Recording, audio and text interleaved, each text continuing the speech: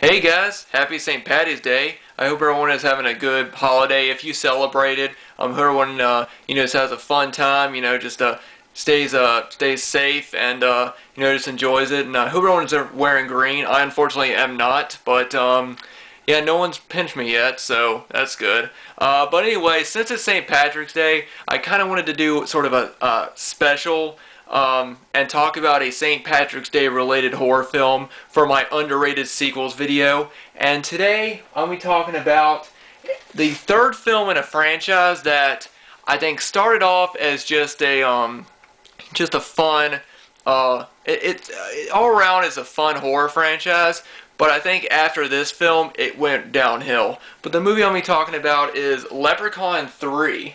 Now, I was originally going to do a video where I ranked the entire series. I actually just picked up the 7-film DVD collection at Walmart for like $10. But I have not watched Leprechaun 4 through 6 in years. And I haven't even seen Leprechaun Origins, but I've heard that one's terrible.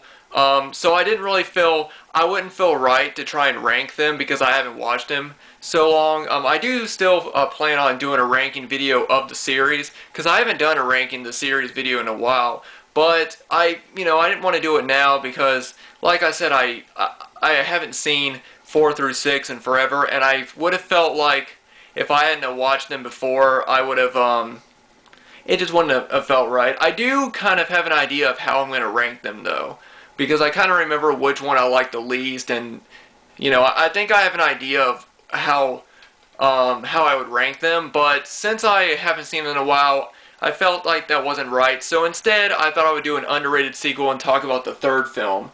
Now, I think the Leprechaun series is one of those franchises where people they either enjoy it or they don't. To me personally, I think the first Leprechaun film, in a way, it's its own horror classic. Now, I know it's not up there with Friday the 13th or Texas Chainsaw, but there's a lot of people that are big fans of the original movie. For being a horror comedy, it's one movie you always saw in movie stores. It was the one you rented on VHS all the time. And I really do think that it does have its fans. The second one, in my opinion, is one of my favorite sequels. I absolutely love the second one. I think they did a great job. I mean, of course, it's not a great movie, but I think as far as a sequel goes, it's pretty good for what it is. Now, the third movie has always been, for me, kind of mixed. Personally, I think that this is the last, I guess, really, I wouldn't say really good, but I would say the last good movie in the franchise. And then I think maybe Back to the Hood is the only decent sequel after this. But like I said, I haven't watched 4 through 6 in a while, so I might be a little bit harsh there. But I think Leprechaun 3 is the last good sequel in the franchise that's like watchable. But yeah, this one, I mean, this is when he goes to Las Vegas, and of course, there's just him going around there and looking at all the classic casinos and things like that in Vegas. And it is cheesy in some way, but also, I mean, I think when it comes to horror franchises, either you take there's like 3 places that a franchise will always go sometimes. Either you take the killer to New York, which they did with Jason, you take him to Vegas, or you take him to space, which they did with both Jason and Leprechaun. And careful, Wendy Woo, don't go around there. Sorry, my dog's messing with stuff. But yeah, like I said, this has always been one that's been mixed for me. I think one of the things that sort of threw me off when I first watched it was the acting. The acting's not the best, but it's decent. The main guy in it, forget his name, John Gattens. I'm not sure if I'm pronouncing that right, but he plays a guy named Scott. I also remember him being in Witchboard 2, and basically he's driving through Las Vegas because he's going to LA to go to college, and he ends up giving a ride of this musician's assistant, and he picks her up. And also during this time, there's this guy at a pawn shop, and some guy comes in and brings this statue of the leprechaun, and he has a medallion around his neck, and the statue has a medallion around his neck, and the guy says, don't take off the medallion, and of course the shopkeeper's like, yeah, sure, whatever, and of course he takes it off, and somehow that brings the Leprechaun, it brings the statue of the Leprechaun to life, and that's pretty much how the Leprechaun gets to Vegas. It really doesn't make a whole lot of sense, because if you've seen the second film, you know, he explodes at the end of the second one.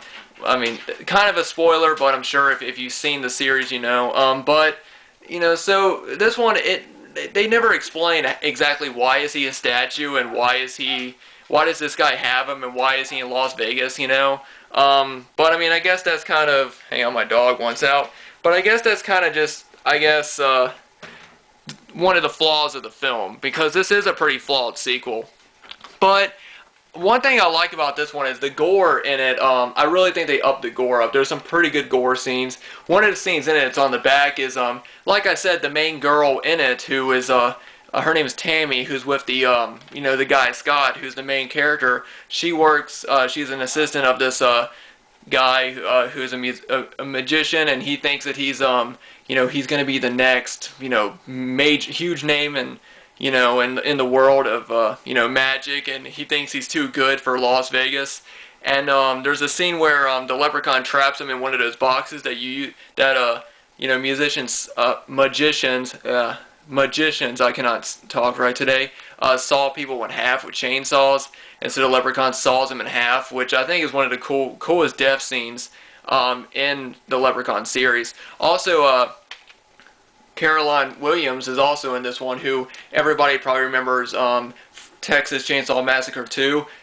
She's in this one as well, and she plays the younger version of this woman there. I forget her name, but she basically wishes, you know, of course the Leprechaun loses his gold coin, and she finds it and she wishes to be young again. And so she, you know, of course she's younger, and you know, so the Leprechaun, what he does is he causes her boobs and her butt to explode. I mean, that's just, it's really goofy, but it's also, I think, a cool way to, I guess, kill someone. That one thing that this movie has going for is I think it has some pretty good death scenes. And yeah, as far as a whole movie goes, it's decent. I really think it's one movie that gets hate just because it's a sequel to the Leprechaun franchise. But if you are a fan of the Leprechaun series, if you look at it, comparing it to the other sequels, this is actually good next compared to, like, you know, Leprechaun 4, which is definitely my least favorite of the series. It's nowhere near as good as the original, and I don't think it's anywhere close to Leprechaun 2.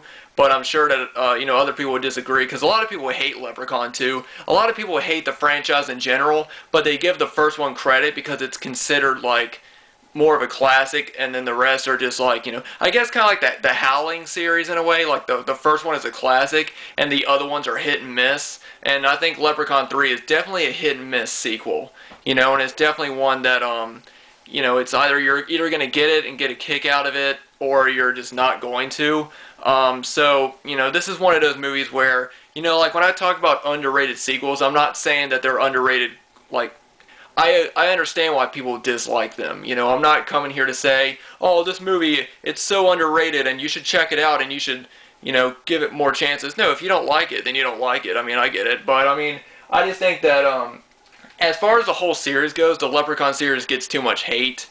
So, you know, if you haven't seen the rest of the Leprechaun films, or, you know, if you're just starting out, I recommend checking out the first two, and if you enjoy it for what it is, then I'd say go for the third one, and then if you want to continue, go ahead. But, like I said, the third one is definitely, you know, the acting's decent, but I think the acting is one of the, kind of a flaw in the movie. But, personally, I mean, you know, they had young actors in this, so this was probably one of their first films.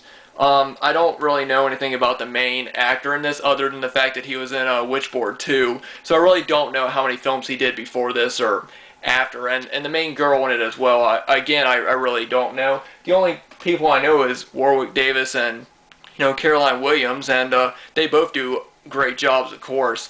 But, yeah, like I said, if you've seen the original movie and you want to maybe take a chance at the sequels, then I'd recommend checking out the second or third.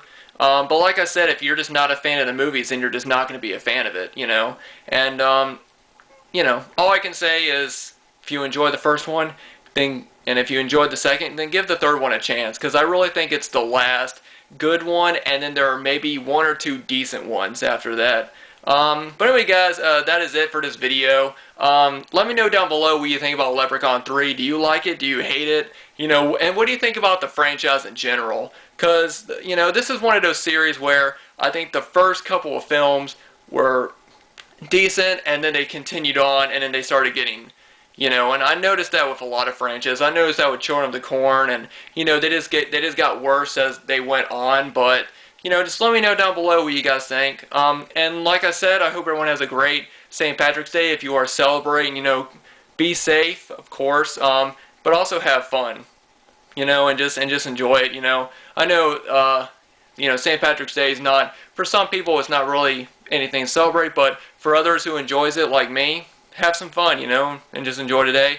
Anyway, guys, I'm probably going to go and watch the first two Leprechaun movies. That's pretty much how I'm going to be celebrating. So, yeah, thank you guys for watching, and I'll see you all in the next one.